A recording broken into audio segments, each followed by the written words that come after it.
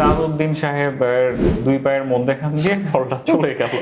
So ভাই একটা গান মনে পড়ে গেল, কলকাতার একটা গান, দু পায়ের মাঝখানে আমরা আস্তে করে এরকমই আসলে পাঁচটা কিন্তু সেরকমই ছিল। আমি একটু যদি আমরা যদি প্রফেশনাল জায়গাতে ব্যাক করি, সেটা হচ্ছে আমরা ইন্টারন্যাশনাল লেভেলে এই ধরনের ইরোর অনেক দেখি।